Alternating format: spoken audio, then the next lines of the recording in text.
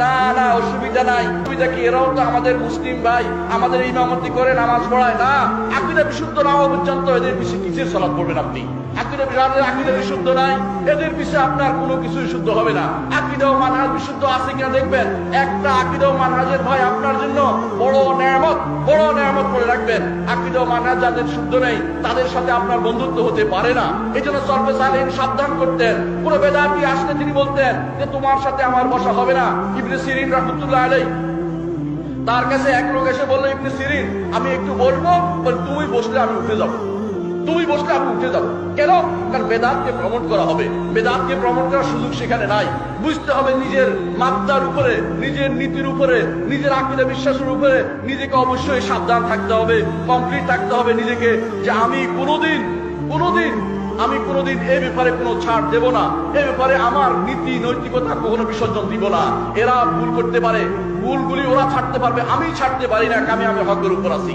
অনেকে বলতে পারেন যে উনিও তো, আপনি একটু ছাড় দেন, উনিও একটু ছাড় দেন। না, আমার ছাড় দেওয়ার সুযোগ নাই, কারণ আমার এটা কোরআন এবং সুন্নাহর কথা।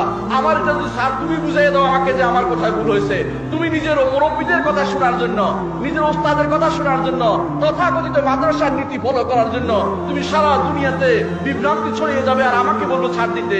তুমি সেখানে কেন ছাড় দিচ্ছ না? আল্লাহ রাসূলের জন্য তোমার ফিরে আসার দরকার, সেটা না করে তুমি আমাকে চুপ থাকতে বলো, তুমি আমাকে চুপ থাকতে বলো, তুমি আমাকে বিভ্রান্ত পথে চলতে বলো। তোমার মতো বিভ্রান্ত আর কতজন থাকতে পারে? তুমি যারা এরকম কাজগুলি করছে আর দুনিয়ার লোকে মনে করছে যে কিছু চুপ থাকলেই তো হয়, জাকারিয়ারা চুপ থাকতে হবে, কিছু হবে না, আল্লাহর কাছে জবাবদিহি করতে হবে আপনাকে। আপনি যদি জেনে থাকেন যে এটা হক আর না বলেন, আল্লাহর কাছে আপনাকে জবাবদিহি করতে হবে, কারণ হকের ব্যাপারে চুপ থাকা ইসলাম অনুমোদন করে না।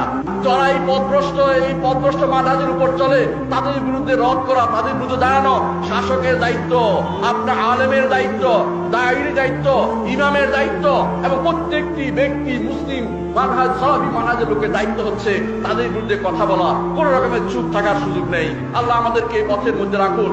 আল্লাহর কাছে দোয়া করি। আমি আমার বক্তব্য শেষ করবো এটাই বলে যে কোনো মূল্যে মানহাজকে টিকিয়ে রাখতে হবে, সহিহ মানহাজ শিখতে হবে। আপনাদের সামনে একটি গ্রন্থ আছে, এটা সালাফদের মানহাজ নয়। এই গ্রন্থটি পড়বেন, জানবেন, বুঝতে পারবেন মানহাজ কোথায় আছে।